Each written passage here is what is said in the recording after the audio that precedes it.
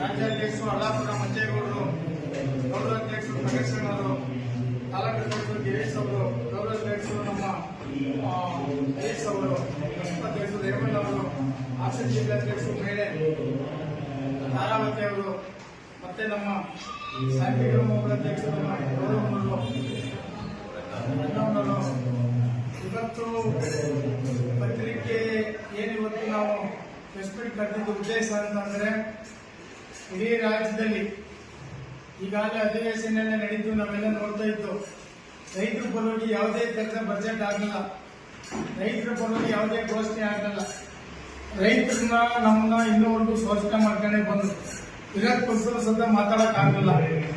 ವಿಧಾನಸೌಧದಲ್ಲಿ ಕೂತ್ಕೊಂಡು ರೈತರ ಪರವಾಗಿ ನಾವಿದ್ದಿ ಅಂತ ವಿರೋಧ ಪಕ್ಷದಲ್ಲಿ ಹೇಳಿದ್ರು, ಎಲ್ಲರೂ ಹೇಳಿದ್ರು. ಇವೆಲ್ಲ ರೈತರಿಗೆ ಮನಃಶಾಸನ ಮಾಡ್ತಾ ಬಂದ್ರು. ಅದ್ರೊಳಗೆ ಇನ್ನೊಂದು ನೋಡ್ತಾ ನಮ್ಗೆ ಏನು ಇವತ್ತು ಸರ್ವೆ ಡಿಪಾರ್ಟ್ಮೆಂಟ್ ಅಂತ ಏನಿದೆ, ಈ ಸರ್ವೆ ಡಿಪಾರ್ಟ್ಮೆಂಟ್ ಅಲ್ಲಿ ಇವತ್ತು ಸರ್ವೆ ಈಗಾಗಲೇ 4-6 ತಿಂಗಳಾಯ್ತು ಅವರೆಲ್ಲ ಸ್ಟ್ರೈಕ್ ಮಾಡಲು ಕೂತ್ಕೊಂಡು.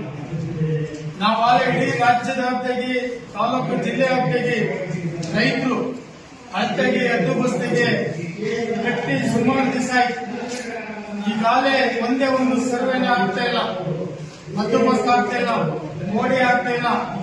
ಮತ್ತೆ ನಾವೇನು ಈಗ ನಾವು ರೈತರುಗಳು ಜಮೀನು ಮಾಡಬೇಕು, ಸರ್ವೆ ಮಾಡಿಸ್ಬೇಕು, ಹದ್ದುಬಸ್ತ್ ಮಾಡಬೇಕು, ಸರ್ವೆ ಕಟ್ಟಬೇಕು.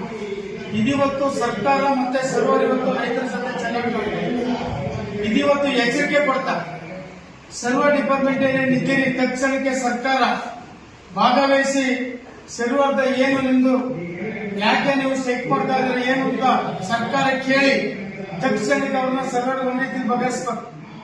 ಇನ್ನೊಂದು ಸರ್ಕಾರಗಳು ಈ ಸರ್ಕಾರಕ್ಕೆ ಎಚ್ಚರಿಕೆ ಕೊಡ್ತಾ ಇದೀವಿ, ಇನ್ನೊಂದು ವಾರದೊಳಗೆ ಕಾರ್ಯರೂಪಕ್ಕೆ ಬರಲಿಲ್ಲ ಅಂದ್ರೆ, ಸರ್ವೆ ಆಗ್ಲಿಲ್ಲ ಅಂದ್ರೆ, ಹದ್ದುಬಸ್ತ್ ಆಗ್ಲಿಲ್ಲ ಅಂದ್ರೆ, ಕೋಡಿ ಮುಕ್ತ ಆಗ್ಲಿಲ್ಲ ಅಂದ್ರೆ ಇಡೀ ರಾಜ್ಯದ ವ್ಯಾಪ್ತಿಗೆ ಇಡೀ ತಾಲೂಕು ಏನು ಸರ್ವೆ ಕಚೇರಿಗಳಿದ್ದಾವೆ ಎಲ್ಲ ಮುಖ್ಯವಾಗಿ ಬೀಗ ಹಾಕೋ ಕಾರ್ಯಕ್ರಮವನ್ನು ಈಗಾಗಲೇ ಕಾರ್ಯಕ್ರಮಕ್ಕೆ ಎಚ್ಚರಿಕೆ ಕೊಡ್ತಾರೆ.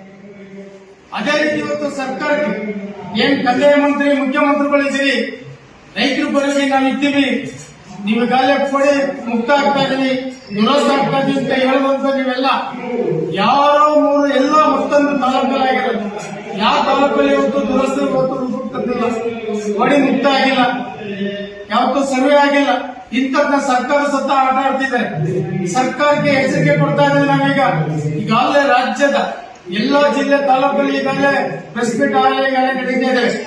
7 ದಿವಸ ಗಡುವು ಸತ್ಯ ನಾವು ಕೊಡ್ತಾ ಇದೀವಿ.